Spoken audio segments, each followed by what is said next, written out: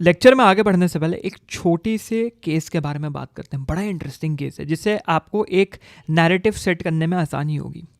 एक American killer था जिसका नाम था टेड बंडी, और ये किलर कुछ अलग ही तरीके का किलर था। सिंपल लाइफ स्टार्टिंग में जी, बहुत इजी गोइंग लाइफ थी, बहुत सिंपल लाइफ थी।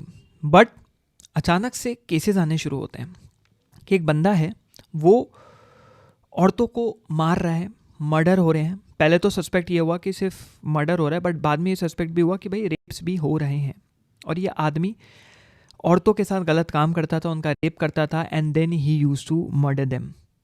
और ये केस चलता रहा, और ये केस तब हो रहा था जब Ted Bundy American criminal organisation से जुड़ा हुआ था, एंटी क्रिमिनल ऑर्गेनाइजेशन से जुड़ा हुआ था। सीबीआई एफबीआई लेवल की चीज़ें, फॉरेंसिक लेवल की चीज़ें, उसके अंदर काम करते हुए वो ये बंदा खुद से ये चीज़ें कर रहा था, तो कौन शक करेगा, है ना भाई। ये तो ब्रेकिंग बैड के वॉल्टर भैया वाली बात हो गई कि भाई हैंक कभी शक कर ही नहीं पाए कि वॉल्टर वाइट ही सबसे बड़ा कांड कर रहे हैं। बहरहाल, इससे पहले हम और स्पॉयलर्स दें आगे बढ़ते हुए, तो वो ही use to kill his victims. उनको गाड़ी में बुलाता था, ऐसे दिखाता था हार्ट में चोट लगी हुई है, बुलाता था, उनके साथ गलत काम करता था, फिर मार देता था। बहुत केसेस में इस इंसान के अंदर नेक्रोफीलिया के ट्रेसेस भी बहुत हैवी मात्रा में पाए गए। नेक्रोफीलिया क्या होता है?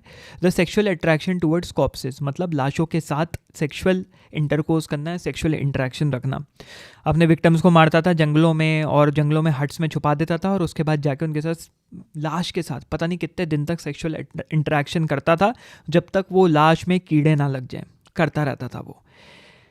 तो भाई ये तो कुछ ज़्यादा ही डार्क हो गया। इस तरीके के लोग भी एग्जिस्ट करते हैं। पता नहीं कितने लोगों को, कितनी औरतों को इस बंदे ने मारा, उनके साथ गलत काम किया। अब इस केस से सवाल उठता है कि टेड बंडी क्या साइकोपैथ था या सोशियोपैथ था, या दोनों के बीच की कोई चीज़ थी।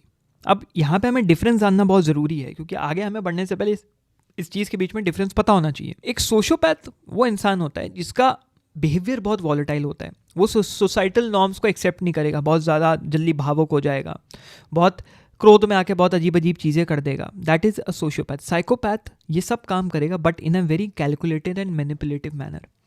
चूंकि टेड बंडी भी एंटी क्रिमिनल ऑर्गेनाइजेशन से बिलोंग करता था, गवर्नमेंट ऑफ यूनाइटेड स्टेट्स के अंडर ही बैठ के उसने ये सब कांड करे, उसको पता था क्या क्या लूप होल्स हैं, कैसे वो बहुत सारे पासपोर्ट रखता था, बहुत सारे क्रेडिट कार्ड्स रखता था, बहुत सारी आइडेंटिफिकेशन कार्ड रखता था, जिससे कोई उसको ट्रेस ना कर पाए।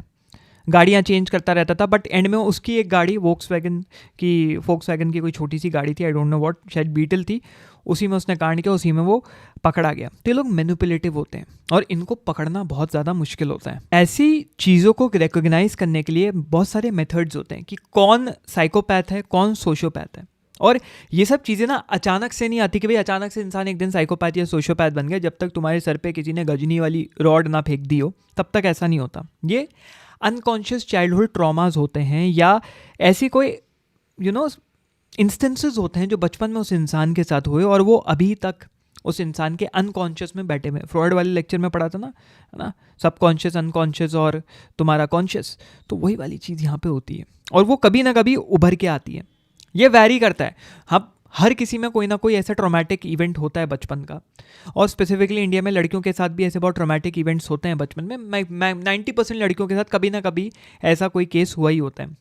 ऐसा तो नहीं हर कोई साइकोपैथ बन जा रहा है, सोशियोपैथ बन जा रहा है। हर किसी के सप्रेशन के लेवल्स अलग होते हैं। कोई उसको बेहतर तरीके से सप्रेस कर पाता है, कोई उसको सप्रेस ही नहीं कर पाता, और ऐसा बन जाता है। तो ये केस टेड बंडी वाला एक बहुत एक्सट्रीम केस है। सारे केसेस ऐसे नहीं होते, but this is an extreme case कि एक सोशियोपैथ या साइकोपैथ किस तरीके से ऑपरेट करता है ऑन अ डेली बेसिस। भाई ये तो बहुत ज़्यादा डार्क हो गया।